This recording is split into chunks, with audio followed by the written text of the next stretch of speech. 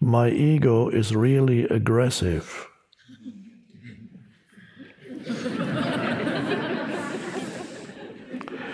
It comes up without me knowing. Only after the ego is gone do I find out.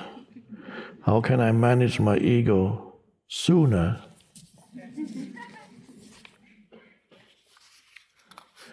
That is not uncommon. There's probably more than you, the questioner, who has that, who experiences that.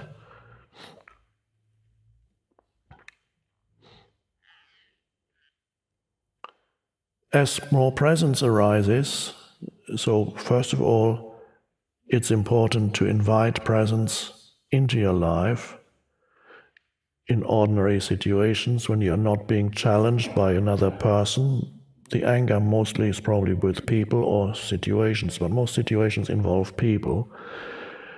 So be present when you're out in nature, by not labeling things, by observing in that state of alert attention. And presence then emanates more and more through you. This doesn't mean that necessarily you will, next time the ego comes up being aggressive, it comes up so quickly that you can't catch it in the moment. But as the presence in you grows, manifests more strongly, usually what happens is the time period that elapses after you've been taken over by anger gets shorter, until you reach a point where a few seconds after it's happened, you suddenly realize it's happened again. Whereas before you might have needed several minutes or even an hour. In some cases the next day you realize, what was that? When you had a huge drama with somebody, probably involving the pain body. Your pain body is probably predominantly has the anger vibration predominantly, and pain body that is not recognized as pain body becomes part of the ego. In the same way that any thought that you completely identify with becomes part of the ego. In the same way, an emotion that you completely identify with becomes part of the ego. Once you recognize the pain body as the pain body, then it is an energy field in you that still operates, but strictly speaking, it's no longer your ego. Ego can only operate as long as you're unconscious. So, although sometimes people say to me, I'm able to observe my ego now, in the way I use the term ego, that's no longer true. The moment you become aware of your ego, it's not really ego anymore. It is still a behavioral or mental, emotional pattern that operates in you, but you are present when you know that there is this pattern operating in you. Then you are not it.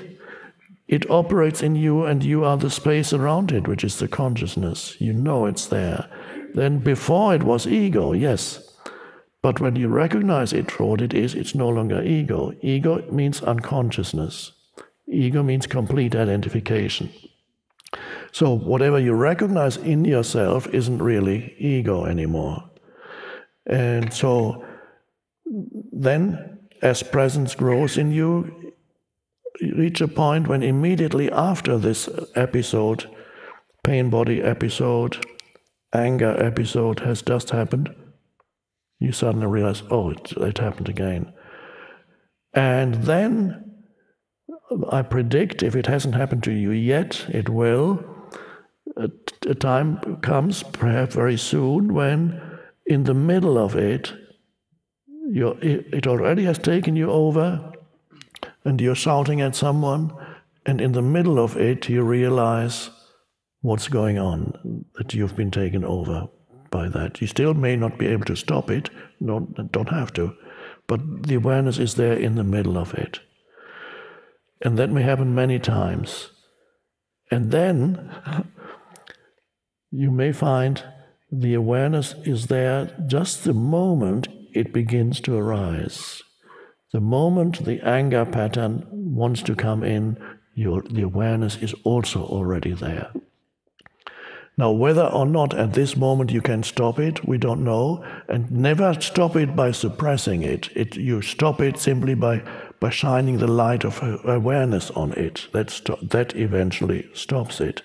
So you can, and then at that, when there is presence is strong enough for that, then you actually begin to have a choice. Do I choose to engage in the same way through my pain body in this situation? Is this the best way of dealing with the situation? You may not literally ask yourself that question, but it is implied in that state of awareness. You have a choice. You're no longer at the mercy of the old conditioned pattern. And then it begins to dissipate. So I predict that this will happen, that presence more and more will come in at earlier stages, and then in the middle of it, and then at the beginning of it. But you need to cultivate or invite presence into your life in ordinary situations, in helpful situations, so that it can be there in challenging situations. Don't rely on challenging situations alone. That's not going to work. Invite it into your life in situations where it's easy, but situations that lend themselves to presence. Nature, walking in nature, looking at the sky, or if you can't get out into nature, look at a flower, just for half a minute, and not just look.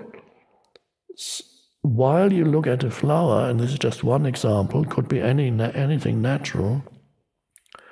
While you look at a flower, you're not only aware of what it is you're looking at, the sense perception. You don't need label. The name of the flower is irrelevant. All that you don't need for this. You look at a flower, you can not only see whatever it is that you see with your visual sense, your sight, but there's more to the flower than what you see with your visual sense. And that is an alive presence. Very hard to talk about it. Remember I believe I quoted it the other day, from the saying from Saint-Exupéry, all that is essential is invisible to the eye. All that is essential is invisible to the eye. So although the flower is beautiful, within the flower there's hiding a presence that is invisible to the eye. The flower has a presence there. It's not by accident that in many spiritual traditions flowers are sacred symbols. In Buddhism, for example, and other traditions, certain flowers are sacred symbols. The mandala itself, the sacred mandala paintings, they're basically, many of them are based on flower designs. Flowers are naturally occurring mandalas, and so there is what is essential about the flower. Yes, there is the external beauty, but the real meaning of beauty is there is an inner essence there. But you cannot sense that when you are looking at the flower through the screen of conceptualization. So you have to drop the screen of conceptualization, which is thought, and look at the flower and give it a little bit of time. And then you begin to sense something, but where do you sense that? You sense it in yourself. What is it that you sense in yourself when you look at the flower? It's both in the flower and in you. It is the essence, the animating consciousness behind this manifestation of this beautiful manifestation of form. There is, beyond the form, there is, we could call it the animating spirit. And That is the same animating spirit which is consciousness that is in you. When you have access to it in yourself, you can sense it there. But giving complete attention, for example, to a flower, can be very helpful in deepening the access you have to it in yourself. So the flower can teach you stillness, because the flower is very still, and teach you other things, that because stillness is only one particular signpost that we use to speak of it. So you sense the essence of the flower, which is sacred, and you can sense the essence of yourself, which is sacred, and you can somehow sense that the essence of the flower and the essence of yourself are one and the same. And that is the recognition of oneness, which is all the ancient mystics and so on have spoken about this. And that is just what you love it. Basically, that means that is what love is. You recognize yourself in the other. It doesn't have to be another human being, or it's beautiful when you recognize yourself in another human being, but you also recognize yourself in nature.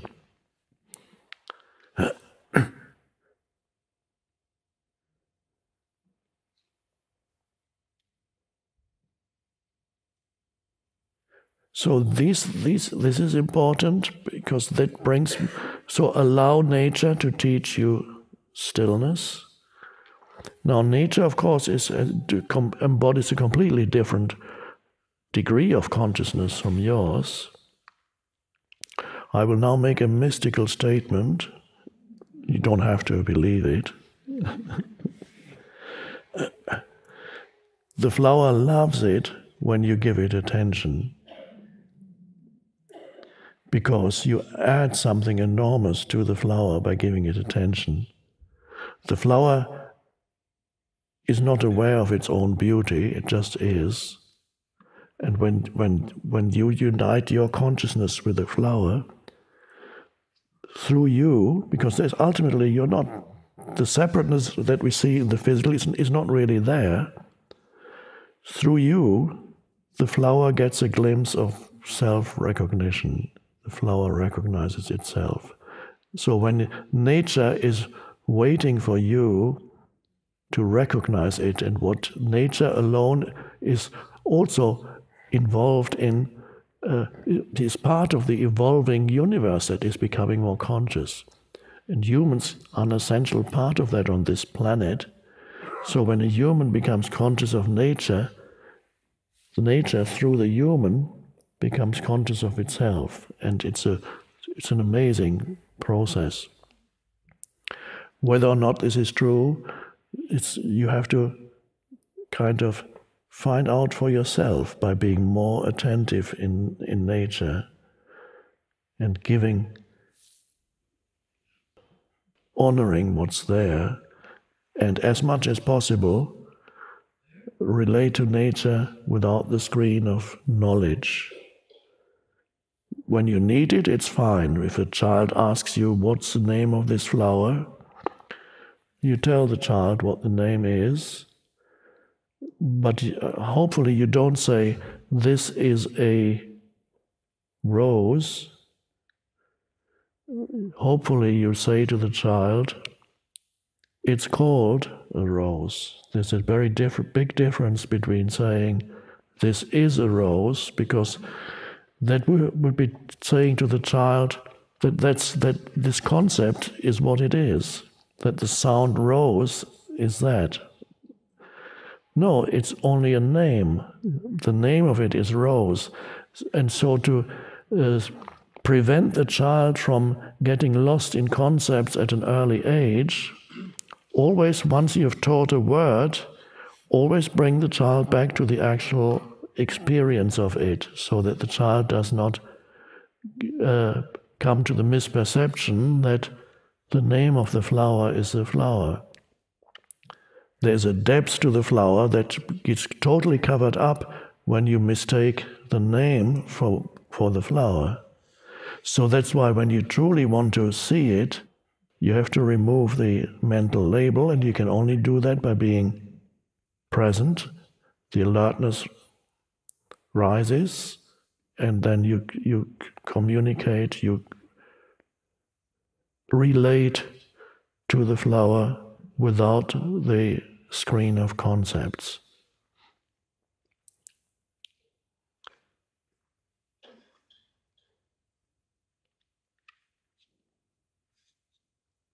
So this was something to do with presence, this part of the answer, although I went some distance away from the answer of anger arising and catching it.